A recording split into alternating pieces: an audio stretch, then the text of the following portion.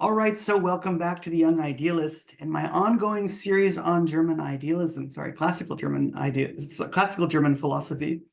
And today I have a very special guest, a thinker, philosopher who I both admire their work and is just a fantastic voice amongst the philosophical world.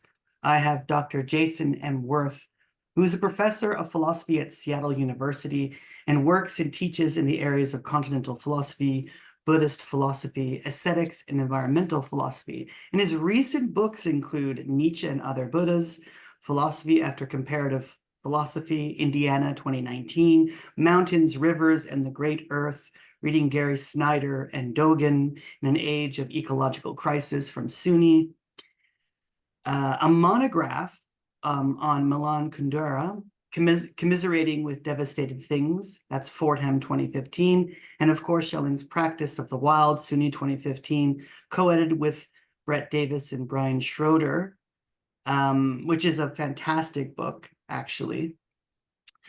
And as well, another text on Japanese and continental philosophy, Conversations with the Kyoto School. And this is why I brought Jason here today.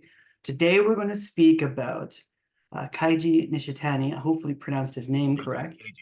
Keiji Nishitani, who's a Japanese philosopher, has been inspired by many of the German thinkers that this channel discusses. And I thought I'd bring in the expert on this area of thinking, the Kyoto School, as well as Japan and Germany, kind of East and West episode. And this is why I have Jason here. And thank you so much for being here with us. Oh, Chris, it's my absolute pleasure. And I'm very happy to introduce, this will be Nishitani today, but just have you lead me through whatever you think your listeners would like to know. And we'll spend some time getting to know him and getting to know what he saw in Schelling that was so remarkable, but also the conversation he had with Schelling and how he differentiated himself from Schelling as much as he admired him.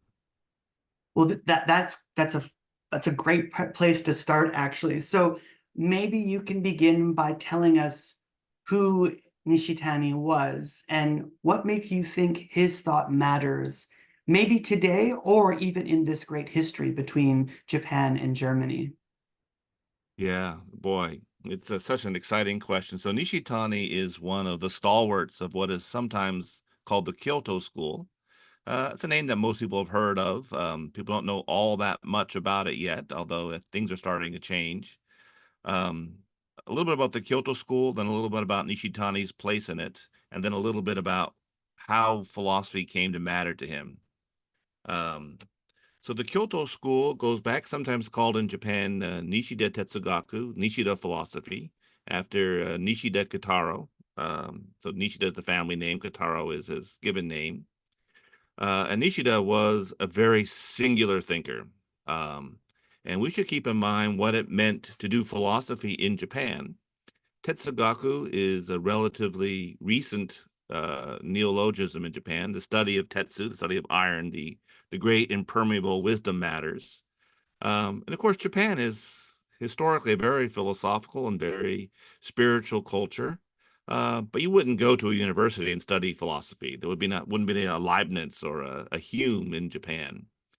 But during the Meiji Restoration, so that's the rapid westernization of Japan after contact with Admiral Perry and the trade ship that was a battleship, and Japan realizing that its centuries of isolation had come to an end, and so was going to beat the West at its own game. Japan is one of the only parts of Asia that was not colonized.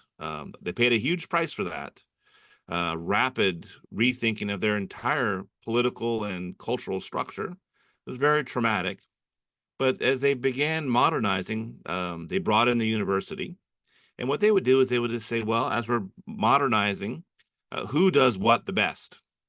And they decided, well, the university, that's what the Germans do. They're the best. And so the basically a Japanese version of the German university system comes in. And Nishida was a product of that system. Yeah, he had his own kind of hard way into it, but he emerges really as a Tetsugaku thinker.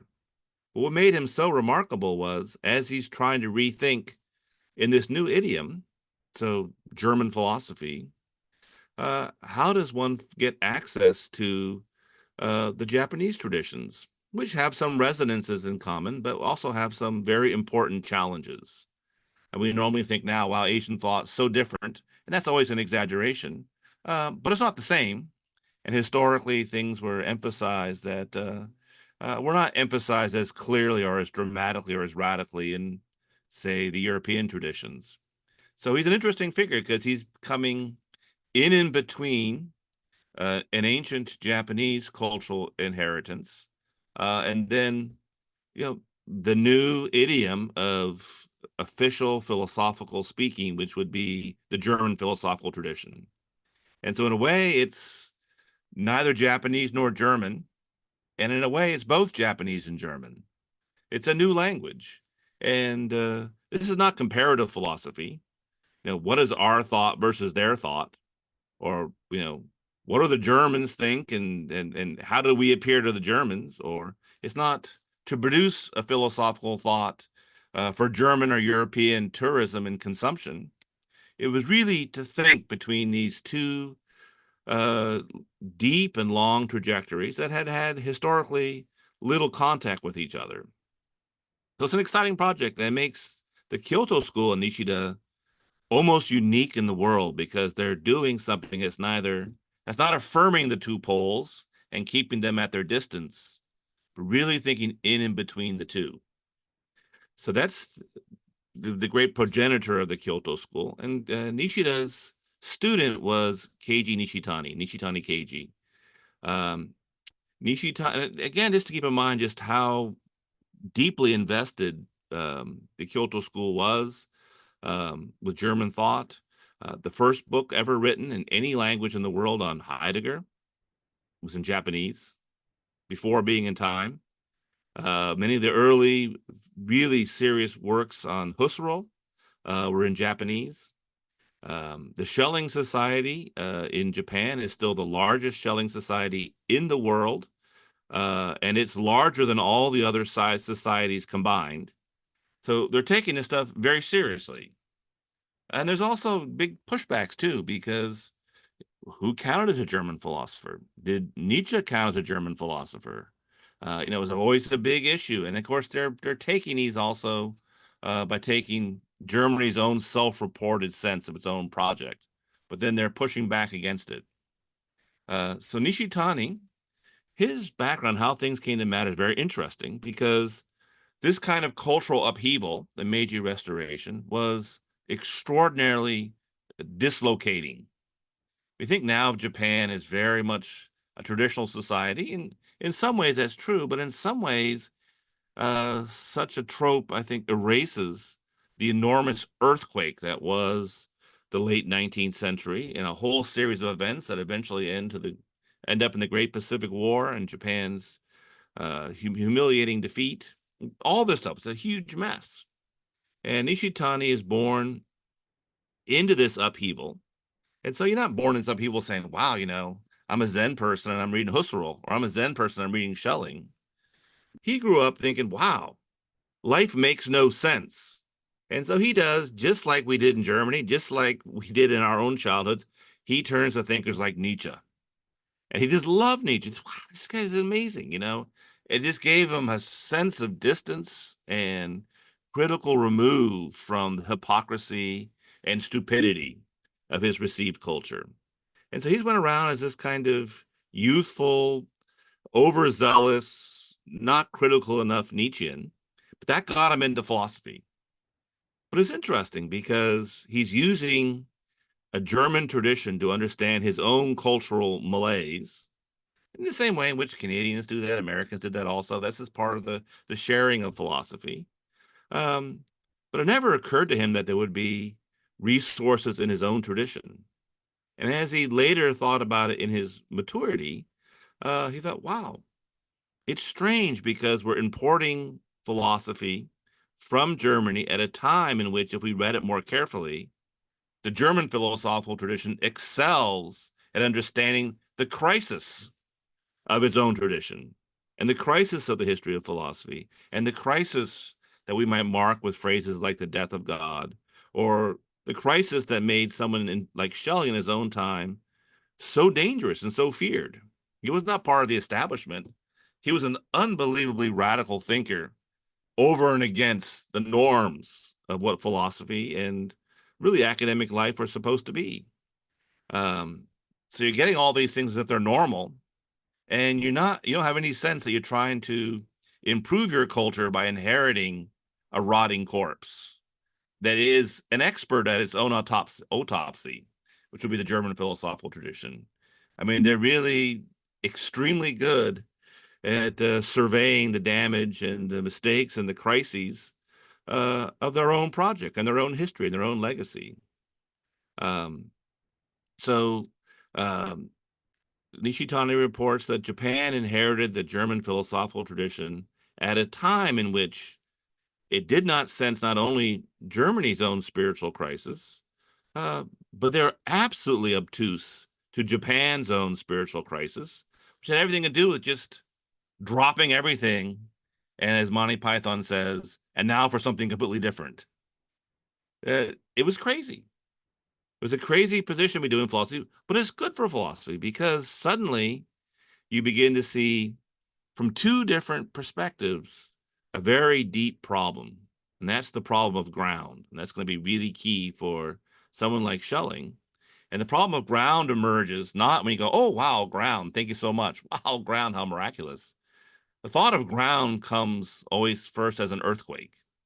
And that's a metaphor that is huge in Schelling, huge in Nishitani. Um, Below all of the ways in which we think, all of our settled modes of thinking is this, you know, the unsettled nomadic ways of the skeptic, the deep, deep suspicion that is built on quicksand or is built on faults that do not appear except when they undo what they hold up. And so this deep existential crisis that was the crisis of German idealism is really is a crisis at the level of ground. And it was personally and philosophically for Nishitani, the problem of ground. But this opening became an opening for Nishitani to his own Zen tradition. That's also very interesting that he comes back into it at a time in which it had been regrounded through the crisis of ground double fold, the German crisis of ground and the Japanese historical decimation of ground. And so it's the ground is not holding in the ancient ways and in the modern ways, and things have not been improved. Nishitani was Nishida's student, his prize student, and it was under Nishida that Nishitani went to Germany to study philosophy. He was in philosophy and from 1937 to 1939, and he was Heidegger's student. So he was there 37, 39. That was the famous 2-year course on Nietzsche that Heidegger offered, and Nishitani was there for the entire thing. So he's very aware of these things, very aware of, and of course, Nietzsche, that was his childhood love. And so he has this background. Um, and then Nishitani's own work really is going to use the crisis of the West, including its expert self-autopsy skill set, to begin to look at the crisis of ground, both in Europe and in Japan, and therefore really more broadly, the crisis of the ground of thinking that is still one of the crises of our shared, for all of its problems, our shared modernity, which is our shared crisis. So that's who Nishitani is. I think it's very interesting to reconsider the German philosophical tradition from this perspective. So he's not just going to say, well, those are the Germans. Here's a Japanese viewpoint on this. It really is somewhere in and between two traditions. And we can also see it's not simply that I know my own tradition and I use it to see the limitations of another. I think we all know. What did Holderlin say? Das eigene durch das Fremde. You see what is your own through what is strange, what is not your own through the foreign. You suddenly understand what it is to be a Canadian by going to Japan or going even to Germany.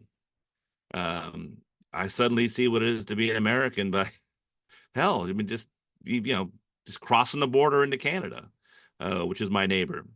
Um, there is a way in which these two lenses are giving each other points of access that they would not have left to their autonomous selves. And that's rich. I mean, that's really thinking. I think that's really a model for what it is to do philosophy in a broader and more honest sense of who we all are as human beings. And it's not simply, here's what I think. What do you think? That is an infantile view of thought. Or there's the Hermetic seal that is Japan, the Hermetic seal that is European thought. European thought is hopelessly Eurocentric. Well, I mean, Europe was Eurocentric. It's a much more complicated question what its philosophical tradition was, especially since I would say this, one of the most profound sets of critiques of Eurocentrism come from Europe. The figures that help us really understand what it is to inherit this critique are not all European, but the Europeans are extremely good at it. So anyway, that's my little pitch for why Nishitani is so interesting. I would say one last thing on Schelling. Nishitani's thesis is on Schelling and Bergson. So he begins with Schelling quite early. And it's interesting in Japan, when Nishitani's writing on Schelling, I think Schelling's reputation in Europe is largely waning profoundly. Really just lost in the shadow of thinkers like Hegel, but not just Hegel. I mean, the rise of positivism and other things. Kantians. There's tons of neo-Kantian philosophy in Japan at the time, and so Schelling doesn't really quite fit comfortably into that basket. But he is also in 1951, so when he really is already deep in his own philosophical path, he is the Japanese translator of the Freiheitsschrift. So, I mean, yeah. So, in a way, of course, being a student of Heidegger, Heidegger, of course, he was not a great reader of Schelling. In fact, he read almost nothing by Schelling, but he did read the Freiheitsschrift and thought very highly of it. And I think he sees a lot of very profound things in the Freiheitsschrift, and he also sees himself in it. So that's the pluses and minuses of it. But it's still a very pro-Schelling and very revelatory text. And certainly Nishitani's German teacher would have also confirmed Nishitani's own interest in Schelling. Well, I think that very beautiful introduction that you gave us was fantastic. It was very lucid, very robust, and you really did answer the question why Nishitani is important, who this thinker is. I would normally ask for to jump into a biography, but I don't think we don't have to really do that. We could maybe talk about Nishitani's influences, philosophical influences. You mentioned his own tradition and this tradition of German philosophy. So in terms of this own tradition, this Japanese tradition of philosophy, are we talking about Dogen? What do we mean by these Japanese sources that he's investigating, and what are these early kind of German influences that then he gets he maybe in his more mature sense he starts reading? Yeah, I mean, he is on the one hand a profound reader of the German and French philosophical traditions from the beginning, from someone who wrote on Bergson and Schelling. Of course, it's another conversation, but the relationship between Schelling and Bergson is itself a very rich and very long conversation. And Nishitani already sees that from the get-go, how rich these connections are. It's not, he didn't write Schelling versus Bergson. I mean, there is a deep resonance between these two thinkers. He's Heidegger's student. He was a Nietzsche fanatic in his youth. He never loses that. He thinks that certainly all these thinkers, what they're all very powerful for, including Heidegger, is getting us to understand, not academically, not, in a cocktail party in which we're being clever and one-upping each other with our philosophical athleticism, but the real lived crisis of ground that is the global world. So first of all, he understands himself globally. That includes the fact that he's globally in a very local way, Japanese. But really the time in which German philosophy is just philosophy for Germans, Japanese philosophy is just philosophy for Japanese self-consumption. That was probably never defensible philosophically, but now it's just an idiotic description of even what happens. But also what's happening is what makes possible this global dialogue is also what makes it possible for it to recognize that the crisis of ground, our unrootedness, if you will, ecologically, economically, politically, uh, our deep unrootedness is the crisis of modernity.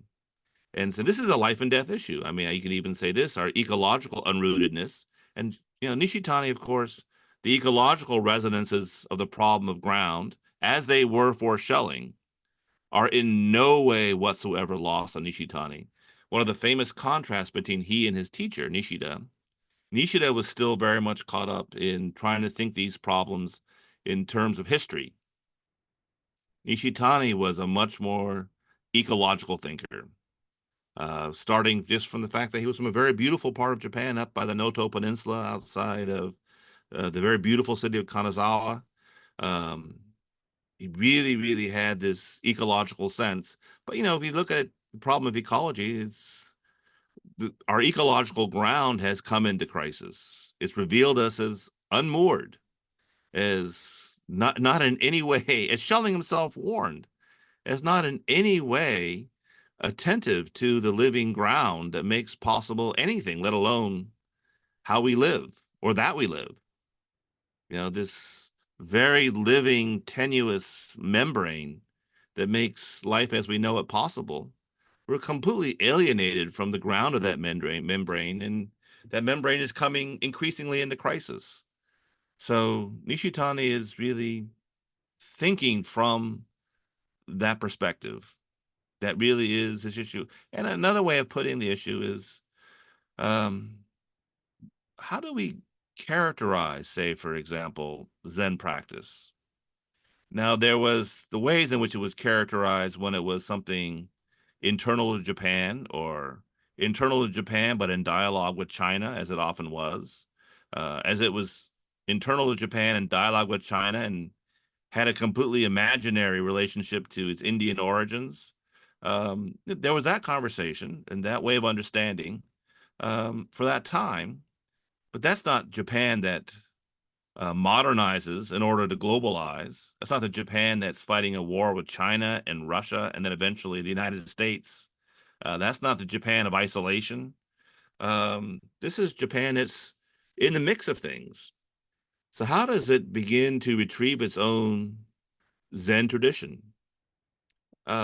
People say now, well, what is Zen? Is it a religion? Well, what would that mean? They don't believe in God. They don't, salvation is not really a metaphor. Is it a philosophy? But, that's just words from a Zen perspective. How do you understand it? And so Nishitani's inaugural deep problem is to try to understand what is, and he uses the term, it's a new term for Japan, it's a neologism, shukyo, religion.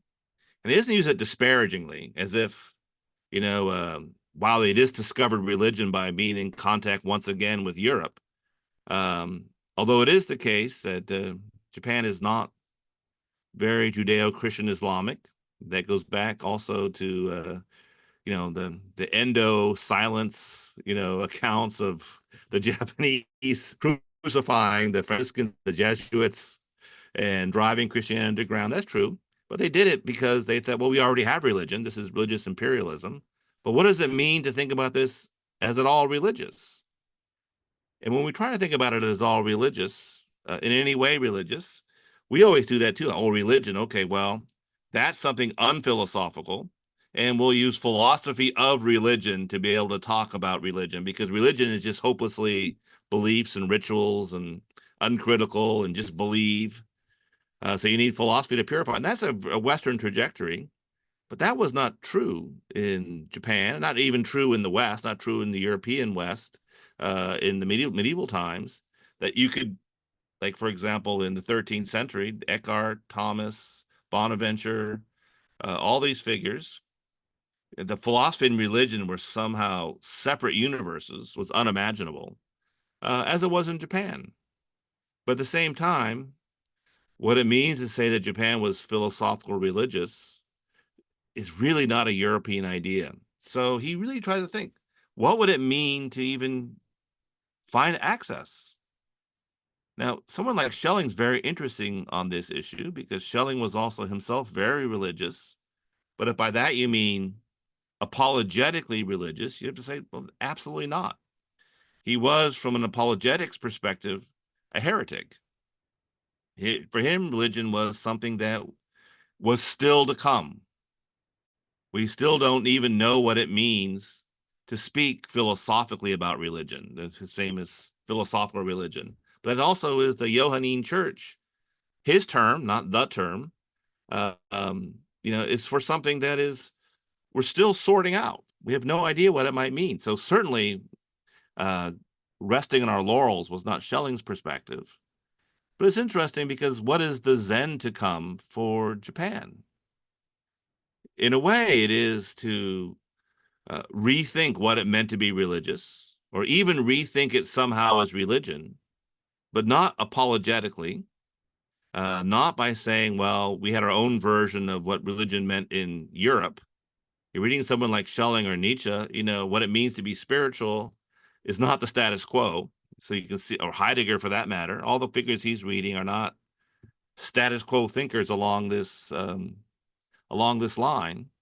And so it was really to open up what it might mean to think of Zen as a religion, or what it might really mean, therefore, to think philosophical religion globally, uh, in its time of crisis, in the time of the death of God, in the time of the crisis of history, in the time of the crisis of ontotheology, in the time of the Enlightenment rejection of naive and dogmatic forms of religiosity. Uh, Also pulling this whole thing in and seeing that it's also, I don't know, what did the Pope say about ecology? It's all hands on board because we're going to have to solve this on our common ground. And what's our common ground? Well, the ground that's in crisis, which is the very ground upon which we walk. It's ecologically, economically, um, and politically in absolute crisis. So to think this great problem of the common ground at a time of crisis without the promise of reinstalling it through apologetics or some little metaphysical at the last minute we finally figure out at ground who we are. I think this is a very profound idea because there are two ideas that I gained from both you and Sean McGrath. So the first from Sean is in his podcast, he talks about reading Buddhism into Christianity, or reading, he says, coming from a different perspective of reading a different religion will open up a different space, opens up a different ground.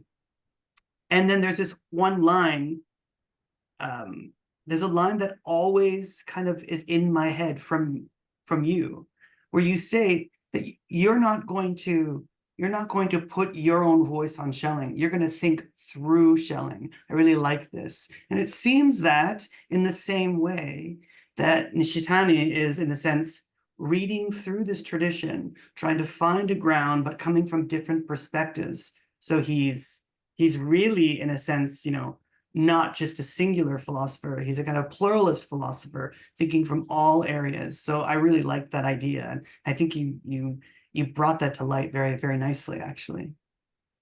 Yeah, Sean and I, Sean's a dear friend. Uh, whenever we have an opportunity, we have a public debate. I'm an ordained Buddhist priest, and Sean's a former Catholic monk. So we both have some monastic training in our background, although there are very different kinds, and we both share a commitment to thinking through thinkers like Schelling, but not just for scholarship. The scholarship is not the ends, it's just a means. A means towards what? Well, a means towards clarity about the great matters of human living and dying. And so we have these critical conversations where we push each other, Buddhist to Catholic, Catholic to Buddhist. And it's interesting because really, first of all, what you're taking off the table is the age-old and really quite hegemonic and imperialistic winner take all zero sum game. That's not Nishitani. Nishitani is not, he's thinking through thinkers like Schelling to tremendous effect. But he's Schellingian in the way in which Schelling himself once said he hoped that people would be Schellingians. He asked himself the question, would I ever want there to be a school of Schelling? And Schelling says, well, absolutely not. Unless, of course, you meant school in the sense that we speak of a school of poetry. Not that he would say that Schelling is simply poetry, although there is a poetic element to Schelling's thought for sure. Um, but he says a school of poetry, you don't recognize it because they have, an agreement about form or an agreement about, these are our goals. A school of poetry can be called a school because they all drink each in their own way from the source. It's the source that gives rise to a school rather than the external commitments. And, this conversation between Sean and I is always a conversation because we're drinking from the same source. But that source is both multiplies, while at the same time gives shape and gives direction. So it's neither arbitrary nor closed. And that's, Nishitani himself will speak at the bottom of all things is a deep and unclosable openness. That's also a very Schellingian sight. And so Nishitani and Schelling are drinking from the same source, which is interesting because when someone is using these traditions to rediscover something that these traditions did not know at all, and which had been self-forgotten in Japan, which is their own extraordinary tradition, it's interesting that drinking from that source will also make Nishitani so deeply interested in someone who reads Schelling and others seriously, but also distinctive. You get this the passion for you that you have in regards to the kind of overlapping and bringing this ground between multiple traditions is really, really alive in your book, The Conspiracy of Life, Mm. Meditations on Schelling. So this book itself, you speak on Schelling, but you speak through Schelling on multiple ideas, topics, and concepts, which is brilliant. It's one of my favorite books, actually. So Oh, thank you. now that we've come to this part of the discussion, maybe we can talk about the talking through Schelling and Nishitani, maybe making them talk to each other. How Yes. how do you see the resonances, the grounds, let's say, between the projects that they're working on philosophically? Yeah. That's a conversation that could go deep into the night. It's very complex. So first of all, I simply want to say that just to reiterate what I said earlier, Nishitani and Schelling is not a zero-sum game, and they're drinking from the same source.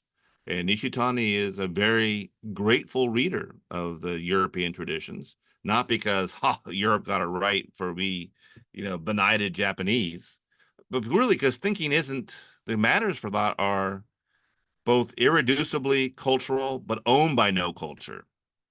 They're just points of access. And points of access to source will also give us both proximity and difference. And both are valuable. Um, so why Schelling? How does Schelling uh, presence itself in Nishitani's thought? The short answer at first is he's very important because he is one of a handful of thinkers in the European tradition of the crisis of that tradition, the problem of ground. So he reads them in the same register he'd read people like Heidegger and Nietzsche, and then maybe less sympathetically to a thinker like Sartre. the existentialism in which you have the problem of ground and you just paper over it by giving yourself personally, the subject simply in some Cartesian bravado, suddenly bringing about a world that ground won't give you. We are what we make ourselves. And Nishitani, that was, a, in the Japanese tradition, a deep sickness. You need to linger with that ground. And so that ground, as he begins to think about it in his own tradition, the term he uses for it, as you first begin to approach the problem of ground, as the earthquake begins.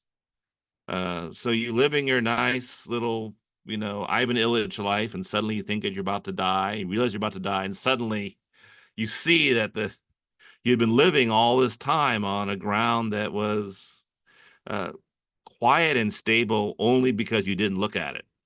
But it finally found you, at least at your death. And someone like Rosenzweig is also very good at this. These moments in which really the ruse of that philosophical stance is played out. But however you confront it, whether it's anxiety, whether it's reading Nietzsche, whether it's your own cultural dislocation, whether it's ecological grief and mourning, however you're playing it out, suddenly the ground opens up, and the term he uses is kyomu. Mu is a very important word in Zen. It means no, but also nothingness. Um, nothingness also in like, what is Joshu's very famous answer to the young monk who says, does a dog have Buddha nature? And Joshu responds, moo, no, but a no beyond yes and no, but, not a discursive answer one way or the other. But this mu is kyo, hollow, empty. I thought there was something, and there was nothing. A man says to the universe, sir, I exist. And the universe responds, huh, creates in me no sense of obligation. The deep cold, the stony silence of death, the deep aloneness in a universe so vast that it could never have been about us. Um, the crisis of doing good astrophysics and realizing that the movement of the universe is in no way about human life. Um, the moment in which you realize that whatever spirituality is, it was just wishful thinking to say that, whenever things were hard or difficult, the concentration camps of life, the genocides, the economic misery, well, God had our back the whole time. He was rooting for us. God gave us some meaning. There was a reason why all this happened. And suddenly you realize, well, there was no reason. And so this moment in which the self stands in the kind of Sartrean loneliness and maybe temptation to heroism before the resolute, pitiless nothingness of ground. Remember, Sartre says, his full philosophy is to think the death of God all the way to the end. But for someone like China, that's just the opening salvo, as it was for someone like Schelling, because in what way is the ground hollow? Under what purview? Well, the purview in which it was hollow was in reference to me, in reference to my philosophy of life, in reference to my centrality. I'm still holding on. I thought that I was a subject before an ordered world, and now I find myself a subject before an ordered world held up by a chaotic, fading ground. And so then I look at the stony silence and I find it hollow and pitiless. And I go into crisis. Now, for Nishitani in the Zen tradition, this moment of confrontation with the crisis of the very intelligibility of things, ultimate, final intelligibility of things, is called the Great Doubt. It's a big part of Zen practice. And the Great Doubt is always quite different than, say, Cartesian doubt. Cartesian doubt is going the opposite direction. You know, the ground outside me may be mysterious. It may be vouchsafed by, God's mercy and goodness, but at least the ground is myself. But in the great doubt, you begin to see that this ground that is somehow anchoring the self is the same ground anchoring everything else. And it all is cold and pitiless. And the self goes into profound crisis. So the great doubt is an absolutely radical doubt, as the work of the mystery of ground, as it does also in Schelling and others, spares nothing. So a huge difference between, say, that and Sartre would be, say, someone like Nietzsche, were also, I mean, the ground spares nothing, least of all the self. And so the death of God is, I still have myself, I don't have anything else, and I go into despair. Or I become the Sartrean author of the meaning of the universe. These kinds of responses are very dishonest about how brutal the experience of radical doubt, great doubt really is. But great doubt is also the gateway. And Nishitani is profoundly not a thinker of transcendence. So the point is not to just get beyond this whole world, but to burrow into the problem of ground itself. So the term that he uses in Japanese is sometimes translated as transcendence, just burrowing in. I mean, if you want to get to paradise, you have to go through the inferno. You have to go straight into that moment. You can't look at it and say, I'm going to author the whole world and be Sartre all by himself on his ice floe. You just go straight into it. And you go straight into it. What does not survive is the standpoint that made it possible, which is me in the world. The grounded me in the grounded world becomes the groundless world and the groundless me. And the great doubt is I see that myself and my world are ungrounded. And the movement of transcendence goes into the groundless world. And Nishitani loved to quote Nietzsche on this point. It's the moment in which the abyss looks back. This is also Schelling. This is what he called a living ground. It's not really even a ground, it's an abyss that really is an Ungrund, but it's for all that the living Mayon. It's not like boom, there's just nothing there at all. It's a radical no thingness. But ground itself is genetic. Ground itself is destabilizing because it's also restabilizing. It's loyal to none of its creations because it's so creative. It's nature naturing and not just the ground of nature as something that nature self-natured. It's none of that. And so this is what Nishitani calls from the Zen tradition, the great death. The great death is the subject that was holding on to itself. And here's where he pushes against Schelling.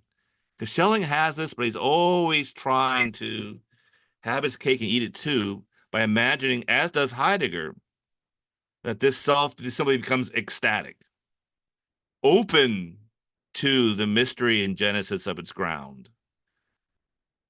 Nishitani says, don't hold on even to that. Throw even that away as you would from a Zen perspective.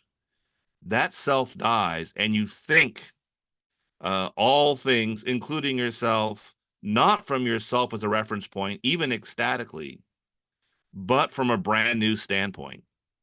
The brand new standpoint is what he calls the field of emptiness. Coming from that ground no longer is hollow, but the living ground that is the interrelationship genetically of all things, a deep attentiveness. And so, and again with the Nishitani, he wants to say really he's going to push Schelling a little bit on this too. As much as he loves Schelling, and he also thinks another thing that's remarkable about Schelling is Schelling's also a thinker of the positive. Now, Schelling has his own account of coming from this ground. That's positive philosophy.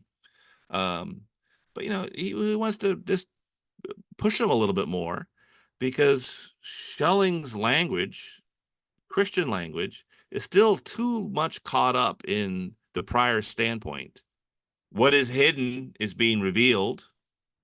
Um, you know, Schelling makes a very famous distinction between vernichtigen, so emptying yourself, becoming invalidating yourself, but not vernichten, not annihilating yourself.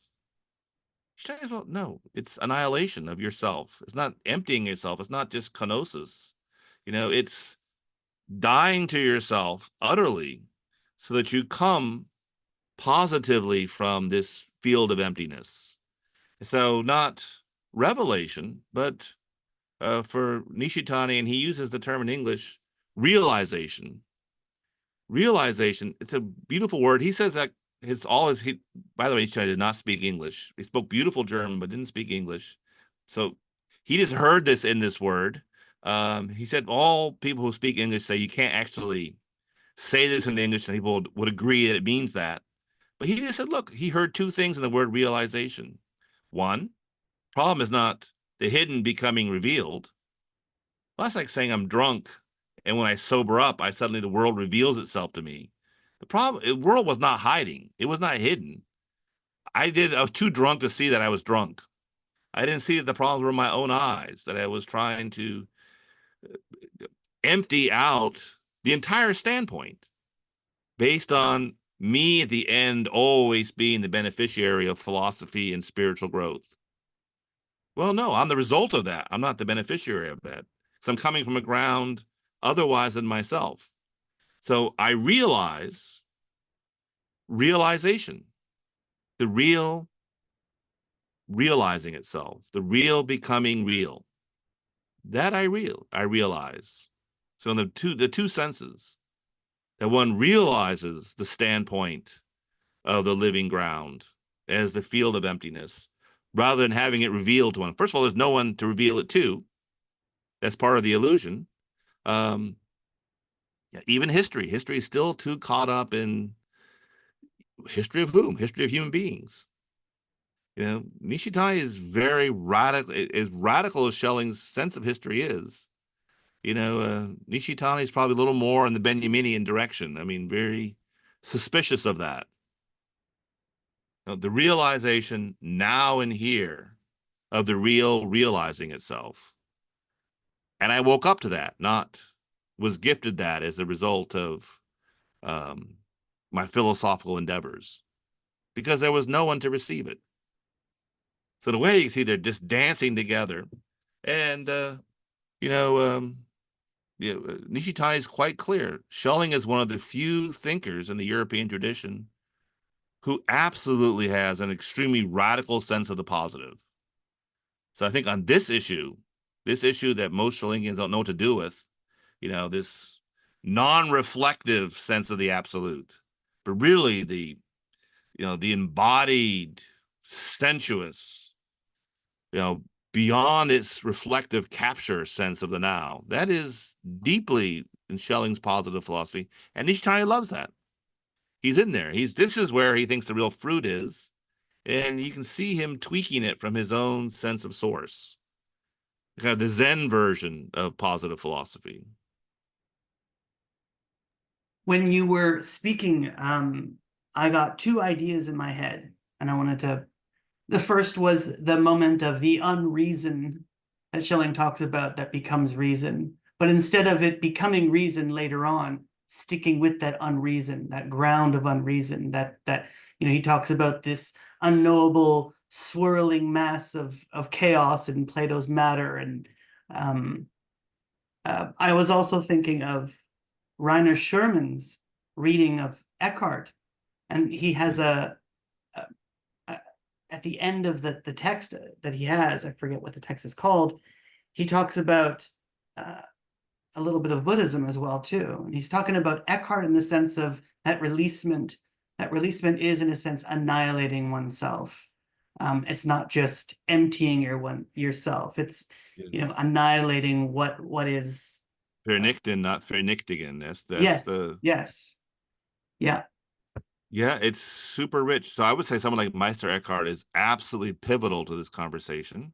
So Nishitani's student, who just died a couple years ago, Ueda was sent under Nishitani's advisement and got his doctoral degree at Marburg, and his dissertation is on Meister Eckhart. And the last chapter is on Eckhart and Zen. And Nishitani is a deep reader of Eckhart. And really, you could even say that the incredibly profound dance between Schelling and Nishitani you could simply tell the entire story about how you come down on Eckhart. I mean, Nishitani loves Eckhart. So here's the thing. I mean, he's not going to say that, it's not a zero-sum game in which Christianity is out. He's forcing us to rethink even the Christian tradition from a less self-invested way, from a more Eckhartian way. Eckhart, uh, how wondrous you are, God, that you freed me of God. That you freed me from, being someone who's Christian because it benefits me. That this is not, this deep sense of not just releasement, but of spiritual poverty. Or the other thinker of this is John of the Cross. He's called John of the Cross because he had this Thomistic education and he just figured, wow, I guess this is all true, but I have no idea what makes it true. Why anybody ever speak like this? I mean, I get the discursive moves, but really, it just seems really kind of dry to me. And so for him, Good Friday, the death on the cross, was not that Jesus died for us so that we, as a beneficiary of this single event, uh, no longer have to die. No, I said, no way. He reads it just like Nishitani reads the Great Death. The the the the teaching of the crucifixion is to teach us all to die to ourselves, for us all to die on the cross, and to be resurrected to a different standpoint.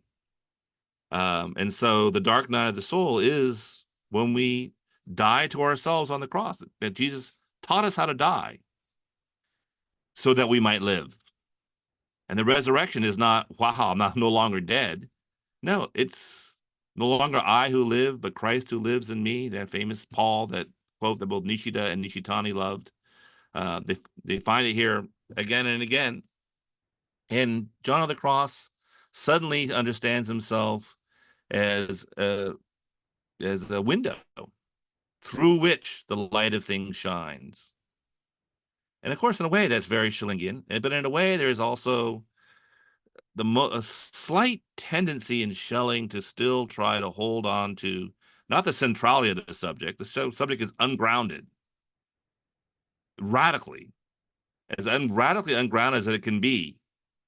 But still, whatever is recuperable of it, Schelling recuperates, which is almost nothing. It's utterly beholden, it's utterly decentralized, it's utterly ecstatic. For John of the Cross, it's gone, and it's simply a window through which the light of God shines. Another thing that Nishitani loves in these traditions, and again, it's a slight tension with Schelling, although it's there in Schelling. And all you have to do is just simply get up a little earlier in the morning, have an extra cup of coffee, and you'd be there. It's that close. Um, is the radical impersonality of God that you find. So, of course, Schelling's also really quite good at thinking the personality of God, but the radical impersonality of God. He starts with Matthew's gospel. The light of the Son of God the Father shines equally on the good and the bad. As in, it's everything. It's Zarathustra's sun that shines on everyone and everything. It's not just about me at all. It's not like God singled us out and said, not just you humans, this huge, vast universe, I care only about humans. And among you humans, I care about really hardly any of you, only the elect, only the precious ones, only the believers. No, God's light shines equally on all. And that's also something he finds in Meister Eckhart. The radical impersonality of God, as in daring to think religion no longer coupled with self-interest. The one that would be self-interested is what religion is best at unplanting, unmooring, dying on the cross, if you will. So what is it to be Christian beyond any sense that the universe wants us to be Christian, or that God wants us to be Christian? Nishitani was it. If you use the word God, it's not because you believe that the universe is on your side. He belongs to that very radical theological position that God does not need us, but we need the thought of God. to save us from ourselves. It's an ecological thought. It's the moment in which the never-ending regimes of human self-interest, which, again, Schelling is himself in his own way, challenging everywhere. If you read the Natur philosophy again from a Schellingian perspective, you've murdered all of nature and you've murdered the source of all of art so that things may serve you. It's his image of evil. It's the view of nature not from its living center, but from the periphery of self-interest. And that has to go. And Nishitani agrees. And he has to go entirely. But he thinks that's what Meister Eckhart is doing. He thinks that's also what someone like John of the Cross is doing. Nishitani also loves Francis. Brother, sun, sister, moon. Well, he's referring to them because he's writing about brother death, having woken up still alive, thinking that in horrible pain he would have died in the night, and making his peace. In proximity with Dogen, who Nishitani also loves. When living, live. When dying, die. That's the thought of the field of emptiness. Now, are these a lot of what we're talking about, are these central themes in Nishitani's text, religion and Absolutely. nothingness? Absolutely nothing. So the book's original Japanese title translates literally as "What is Religion?" But that, I think, is lost in translation, because that is really what the question would appear for a Japanese person, because they have this new word, shukyo. And so it's to really think, what is shukyo, such that it could include something like Zen. So he's not saying, is Zen a religion? And because the religion's a zero-sum game, nothing else is. He's dragging out what this is, um, after the global crisis of ground, including the death of God. I find it interesting that when that translation came out in 1982, the University of California Press, um, the philosophy department at UC Berkeley said, we can't publish this. This book makes no sense. And it is true that it's dealing with questions that were unimaginable even as questions, let alone answers with which they would agree or disagree, to the philosophy department at UC Berkeley. That's true. But they were going to dismiss it, not because they disagreed with it, but because it was not even philosophy. It wasn't even intelligible, they thought. This, one of the great works of the 20th century. And the person who intervened to make sure that it was published was Thomas Altizer, the famous Death of God theologian.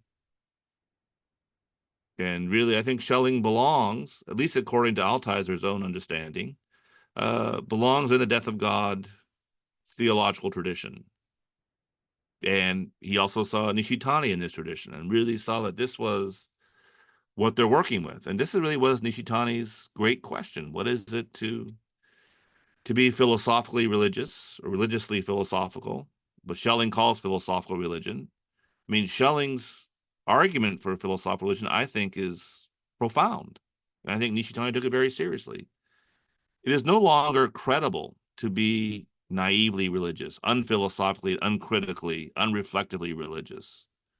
The word means everything and nothing. It's absolutely in disrepute and crisis. And what we thought we once agreed to what it might have meant is no longer convincing. And Schelling would say, yeah, I mean, it's, we're still sorting it out. We're still sorting it out. I mean, his famous argument, you can't be for or against Christianity because that assumes you know what it is. But that also assumes that he is also taking off the table the conclusions that we came to about what Christianity is or what religion is more broadly. And that is at the heart of Nishitani's problem and his problematic. Historically, it never made sense in Japan to think of Zen as a religion. That's not a question you would have asked because that question belongs to a different trajectory. But what is it to think about Zen in a world in which there are Christians and Jews and Muslims? And you start seeing it's part of a long and very difficult countercultural dialogue. I think of something that Martin Buber once said. Um, Jewish thought really, in a way, and of course, there's such a deep Jewish influence on Schelling's own thought. It's what gives him such an attractive quality to say, the Japanese, especially if you take seriously what Buber thought, which is, Jewish thought is probably closer to Asian thought than it is to dominant European Enlightenment-driven thought. Now, whether you agree or disagree with that, it's interesting. It's interesting because suddenly the stakes of these questions, they're global. It's no longer person can stick in their own cultural corner kind of a question. Um, but it's also a question that we share in terms of its crisis, in terms of its possibilities, but also a dawning awareness of its failures. What is it to solve, as the Pope says, the ecological crisis on our common ground? Not because we'd all become Catholic or Buddhists. That was not Nishitani's project. Even Schelling's Christianity would be the Christianity of everyone and everything. I don't think he can say that anymore, but the gesture was simply a hint that whatever it is, it can't be this decimating shared dogma. To share a source, as a source begins to no longer simply be the failure of our traditional grounds and its consequent crisis. And I think that's what makes someone like Schelling so actual. I mean, he really is sitting at a problem that has not gone away, just as Heidegger in his own way and Nietzsche in his own way have done, and many others. Well, we're at that hour mark, and I don't want to take too much of your time, but I wanted to ask one last question. How were you introduced to Nishitani? And one other second question for those viewers that are now interested by the passion that you've been talking about with Nishitani, what book do you think they should read to get a little grasp of Nishitani's work? Yeah. So first of all, how I got interested in it, you just read Nishitani for a couple pages and it just blows your mind. I mean, I would put it this way. If someone's listening to this because they find these figures exciting, you would also find Nishitani exciting. And it would open up dimensions that I think Schelling himself, by all evidence, would have been extremely interested in. I mean, Schelling was an extremely broad thinker, and extremely his sense of the world's contributions, for all of its limitations, is extraordinarily broad for the 19th century, and extraordinarily appreciative in many ways. So if you find someone like Schelling exciting, and you'd be interested in how these things look when we go to source from a way that's not simply in the West, but also inseparable from the West, that is from the deep well of the East Asian traditions. And I say this too, the problem of nothingness, the modern problem in European thought since Kant, um, is an ancient problem in other parts of the world. They have 2,500 years of struggling with these questions rather than 400 years. And I would say, wow, I cannot imagine that not being interesting. And if you read someone like Nietzsche or Schelling, because, yeah, you can keep them at an academic distance, but really what you're studying is always reintroducing itself at your jugular. Um, if you're that person, you would love Nishitani. He's no harder than Schelling. Ha ha. Just saying, yeah, he's not a casual read. He's difficult in the way in which Schelling is difficult, but if you've read Schelling or people like Schelling, you're not afraid of these difficult texts.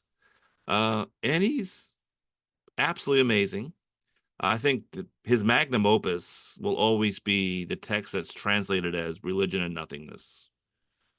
5 just unbelievably profound chapters. And the book has the depth and the game-changing kind of watershed quality that you might recognize in a major work of Schelling or a major work of someone like Heidegger.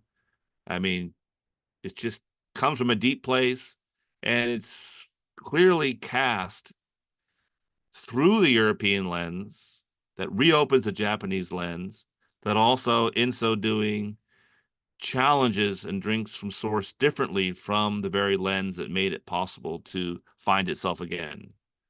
So hermeneutically, it's a very complex text and extraordinarily rich. And it's interesting to see how very familiar sources also reappear. So he talks about European philosophy from beginning to end, and he's deeply steeped, certainly in the German tradition, from beginning to end. So Religion and Nothingness, it's one of the masterpieces of the 20th century. Well, Jason, I want to thank you so much for being here with us today and helping us find common grounds between Nishitani, Schelling, philosophy, and Zen. So thank you so much for everything. And your passion really spoke through on all of these concepts and these tough issues. So just thank you so much for this. And the viewers really got a fantastic treat with you being here. Chris, always a pleasure. I love the work you're doing. You really are making this hard and benighted human condition a little brighter and a little more cheerful, and a little more hopeful. So huge, deep bows to you for this and for all that you do and for your ongoing and indefatigable efforts. Thank you very much, Jason. Thank you so much. All righty.